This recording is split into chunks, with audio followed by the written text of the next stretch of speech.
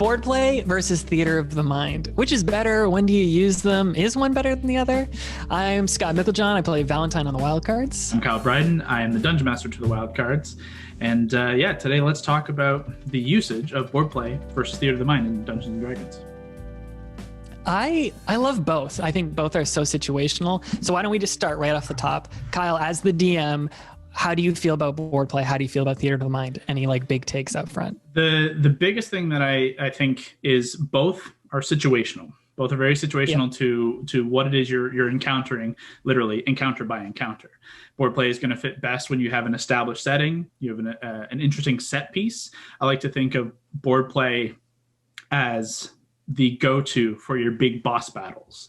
To use our game as an example, using the Wildcards as an example, there are two big ones that come to mind for where the advantages of board play really shine. In our Haverfeld arc, the big throne room fight, that was a big set piece moment. We have the culmination of this kind of arc all coming together, and being able to see it and control the battlefield just really brought everyone fully into the drama of it. A second example that I think is incredibly useful, and there's many reasons why, is a moment when you guys in Haverfeld as well were facing down a group of assassins, and it was a sudden surprise attack. But having the board and having effective boundaries and line of sight as part of it, and forcing creative smart plays by you as a result of line of sight and blocking and spacing, that's where board play shines. Sometimes, when it's really high stakes like that, having the board makes everything that much more meticulous. You have to be so careful about your squares. Where are you going? How are you orienting yourself? Exactly. That being said, I've really enjoyed both. It's funny. I know we're going to get into this. The pacing of Theater of the Mind, I think I really like as well. I love seeing the mini. We play a game. You can watch it. I'll link it down below. You can see we do both. Even though we're playing remotely, we're not all Theater of the Mind. Kyle will switch his cam and have the board all laid out with our minis there. It's so good to see our minis. I miss them dearly. Yeah, exactly. Do you want to talk situational, or do you want to get into the advantages, disadvantages, kind of just generally talk about them? I think that the advantages and disadvantages is the bulk of the conversation. The advantages to board play are obvious. It's easier to keep track of things. You can see things physically on the table. You get that tactile enjoyment of actually seeing your minis, like you just said. You like seeing your physical representation. I love my collection of minis.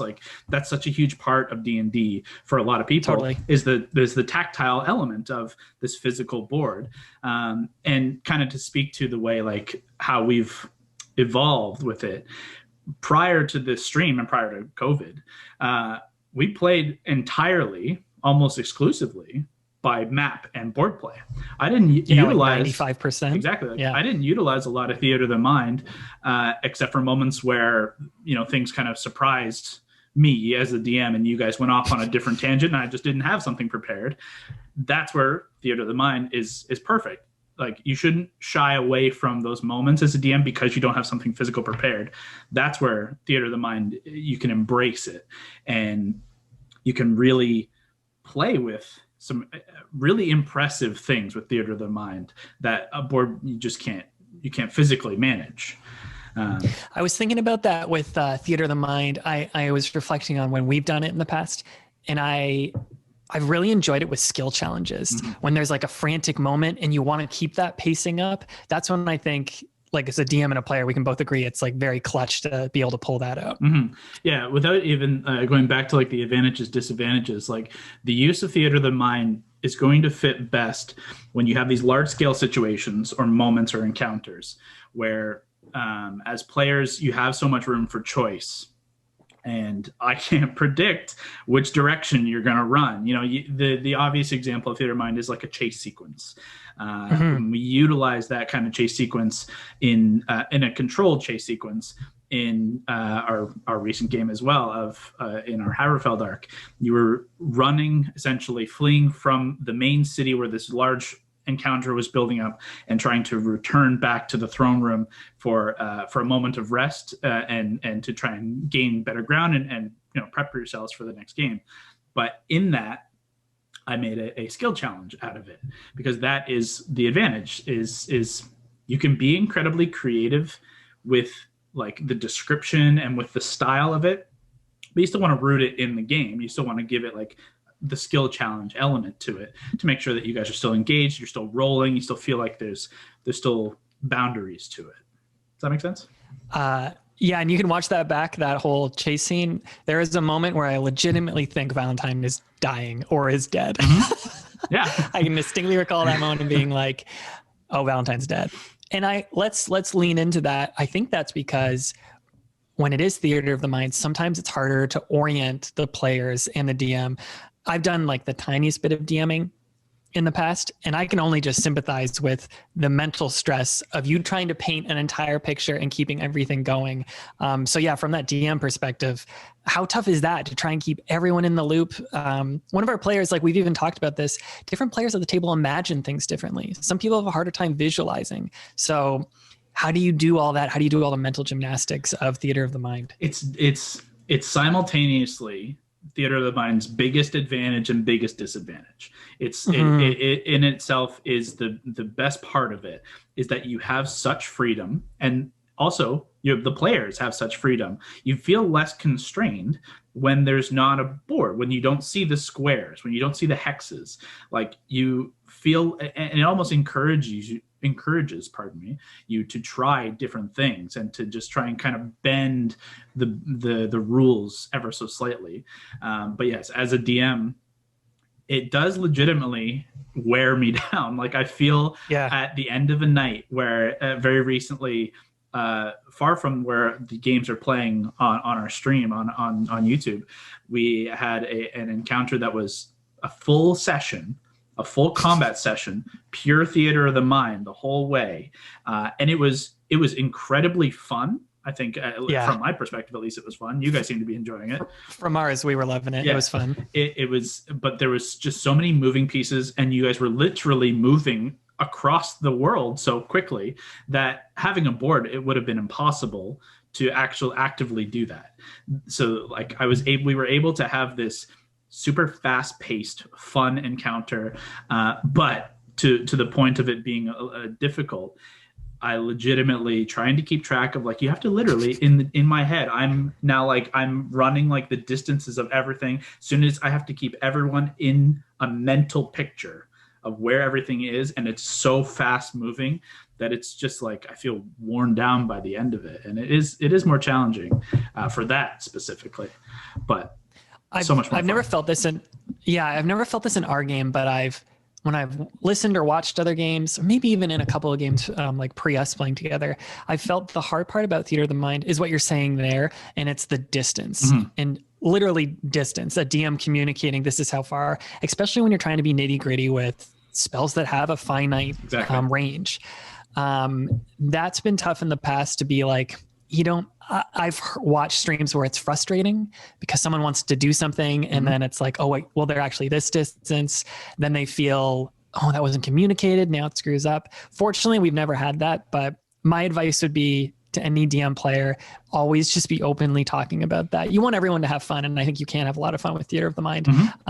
But everyone's got to stay engaged, not just on the DM. As a player, you got to be listening. You can't be like flicking in and out and just waiting for your turn. You got to be paying attention to where people are in this imagined scape. Yeah, it definitely requires a lot more engagement from both sides, and requires a lot more flexibility. I find on the DM side in theater of the mind, because you don't have the constraints of the board of like everything there.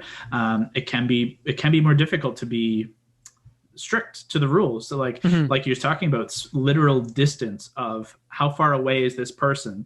Can I hit them with the spell I want to use?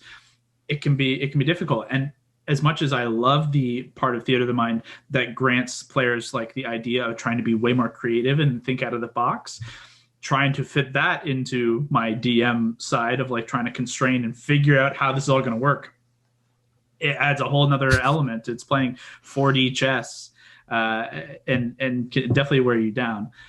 but that's okay. Like, that's great. Yeah. Like, it flexes a lot of different skills on both player and DM side that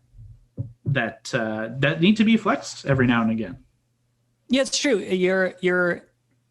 I enjoy describing things, like I like that side of role playing and adding like flair to like different spells or doing things. And you're right. It forces the players to not just like roll a dice and like, oh, I missed the hit. It's like, well, describe what you're doing. Go for it.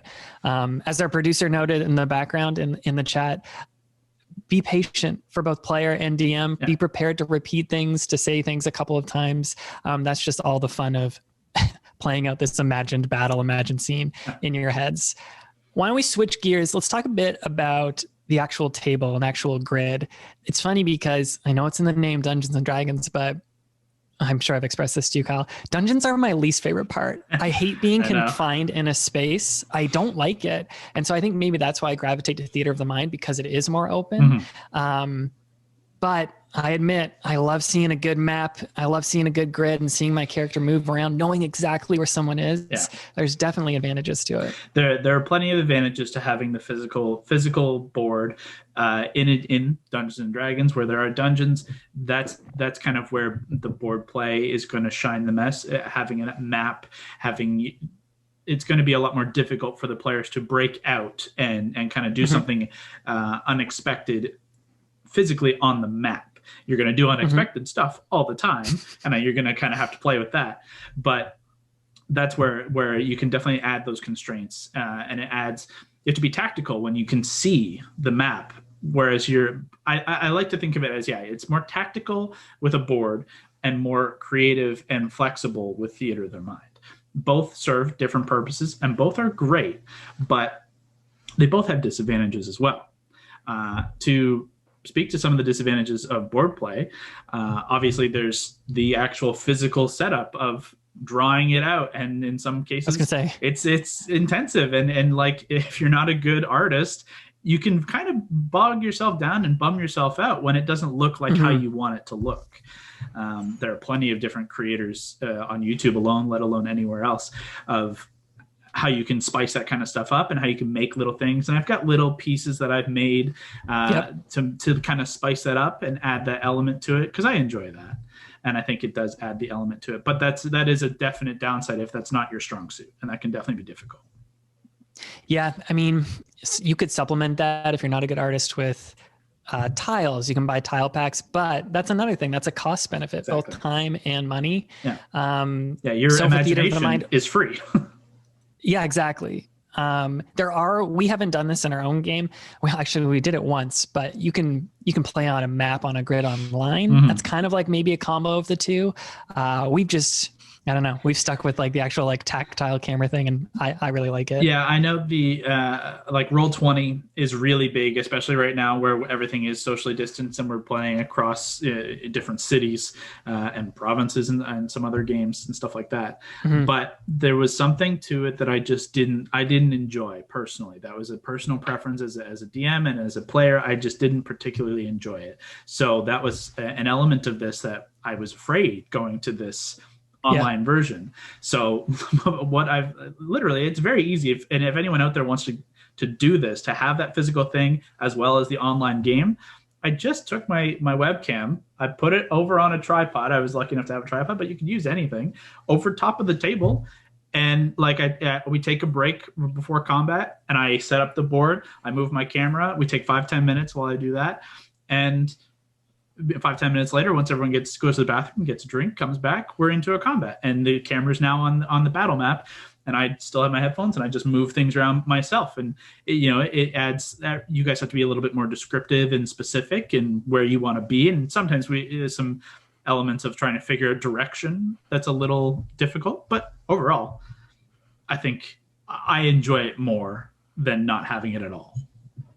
It feels like us, like when we tried that one game, it was actually just like a setup at the end of an encounter. I think it's our first episode. You can watch it. We'll link it down below.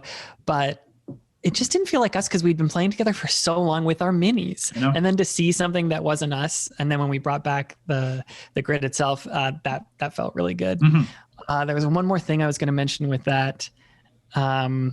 Oh, and that is just simply, if you are going to do the style that we do, just like Kyle said, having some sort of like compass or orientation off the top, just be like, okay, guys, for me, this is north. Yeah. So if you want your character to move north, this is north, and then orient it from there.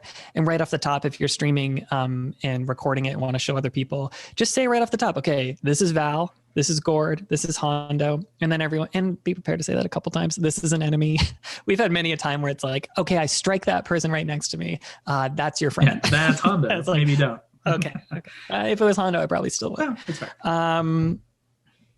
I feel like we got a pretty good gist there. Board play, theater of the mind play, the pros, the cons. Kyle, if you were to wrap this all up with like one big takeaway, which one should you use? What is the one to use? The big takeaway is you should use both. You should look for moments where both